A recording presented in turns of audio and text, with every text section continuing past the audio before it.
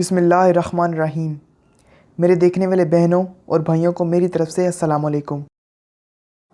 نبی کریم صلی اللہ علیہ وآلہ وسلم نے ارشاد فرمایا، قیامت کے دن کسی آدمی کے قدم حساب کے موقع سے نہیں بیٹھیں گے جب تک اس سے 5 چیزوں کا سوال نہ ہو چکے گا، اور ان 5 میں تو یہ بھی ہیں کہ اس کے مال کے متعلق بھی سوال ہوگا کہ کہاں سے کمایا، یعنی حلال ہے یا حرام ہے، اور کہاں خرچ کیا۔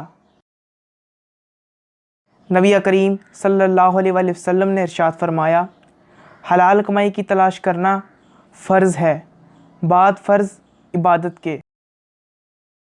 نبی کریم صلی اللہ علیہ وآلہ وسلم نے ارشاد فرمایا، دنیا 4 شخصوں کے لیے ہے، ان میں سے ایک وہ بندہ ہے کہ اللہ تعالیٰ نے اس کو مال بھی دیا اور دین کی واقفیت بھی دی، سو وہ اس میں اپنے رب سے ڈرتا ہے اور اپنے رشتہ داروں سے سلوک کرتا ہے، اور اس میں اللہ تعالیٰ کے لیے اس کے حقوق پر عمل کرتا ہے، یہ شخص سب سے افضل درجہ میں ہے۔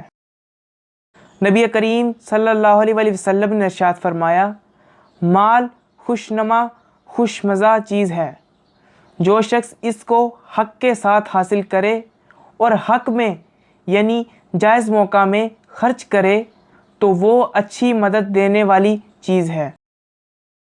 نبی کریم صلی اللہ علیہ وآلہ وسلم نے ارشاد فرمایا، مال اچھے آدمی کے لیے اچھی چیز ہے، احمد ضرورت کی چیز ہے۔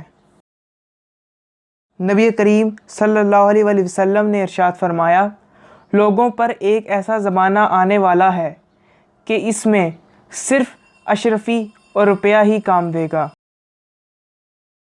نبی کریم صلی اللہ علیہ وآلہ وسلم نے ارشاد فرمایا، سچ بولنے والا امانت والا تاجر قیامت میں پیغمبروں اور ولیوں اور شہیدوں کے ساتھ ہوگا۔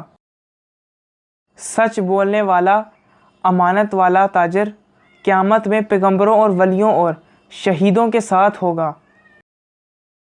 نبی کریم صلی اللہ علیہ وآلہ وسلم نے ارشاد فرمایا، اللہ کی قسم، دنیا کی نسبت بامقابلہ آخرت کے صرف ایسی ہے جیسے تم میں کوئی شخص اپنی انگلی دریا میں ڈالے پھر دیکھے کتنا پانی لے کر واپس آتی ہے۔ اس پانی کو جو نسبت دریا سے ہے وہ نسبت دنیا کو آخرت سے ہے۔